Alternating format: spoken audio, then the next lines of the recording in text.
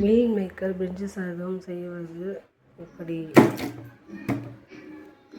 தேவையான பொருட்கள்: வெங்காயம், தக்காளி, 3 வெங்காயம் பெருசாக கட் பண்ணி வச்சுருக்கேன், 3 தக்காளி, 4 துண்டு பச்சை மிளகாய், கரம் மசாலா, பட்டை, லவங்கம், ஏலக்காய், பிரிஞ்சி இலை. ஃபஸ்ட்டு இது எண்ணெயில் போட்டு தாளிக்கணும். புதினா, கொத்தமல்லி, ஒரு பச்சை மிளகாய் போட்டு பால் ஊற்றுவேன். பால் ஊற்றினா பிரிஞ்சி சாதம் சாஃப்டாக சூப்பராக இருக்கும், நல்லாயிருக்கும், டேஸ்ட் வைஸ் சூப்பராக இருக்கும். பச்சை மிளகாய்,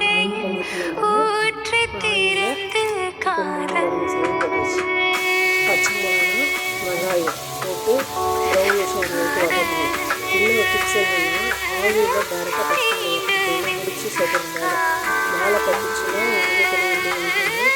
அதனால் ஆவியில் மிக்ஸ் பண்ணிக்கணும். 1 ஸ்பூன் இஞ்சி பூண்டு பேஸ்ட் போட்டேன். இதுக்கு மேலே வந்து நம்ம டிப்ஸ் ஒன்று சொல்கிறோம். இஞ்சி பூண்டு பேஸ்ட் அரைச்சி வச்சு கலர் மாறாமல் சொல்லிட்டேன். எப்பவுமே மிளகாத்தூள் வந்து எண்ணெயில் போட்டுருந்தேன். எண்ணெயில் போட்டுருந்தாங்க கலர் நல்லா பிடிக்கும். நான் 3 டம்ளர் அரிசிக்கு 1 இப்போ 1 டம்ளர் புதினா, கொத்தமல்லி, தக்காளி 3 போட்டு நல்லா டாஸ் பண்ணுவேன்.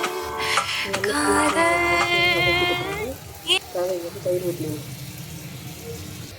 நம்ம அரைச்சி வச்சோம் இல்லையா, நம்ம பால் ஊற்றி அரைச்சோம் பார்த்தீங்களா, அது வந்து எனக்கு 1 டம்ளர் ஃபுல்லாக வந்து இது 1 டம்ளர் கணக்கு தண்ணி மீல் மேக்கர் போட்டு இப்போ நல்லா வதக்கி விடணும்.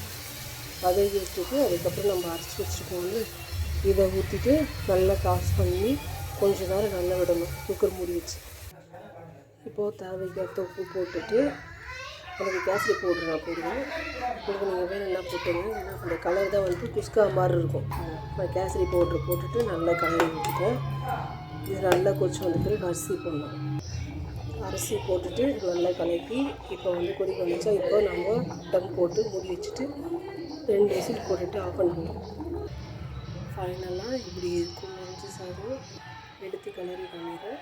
அதுக்கு சைட் டிஷ்ஷு ரைத்தா. செஞ்சு சாப்பிட்டு பாருங்கள், அப்புறம் சொல்லுங்கள் எப்படி இருக்குது. சூப்பராக இருக்கும். ட்ரை பண்ணிவிட்டு எனக்கு சப்ஸ்கிரைப் பண்ணுங்கள்.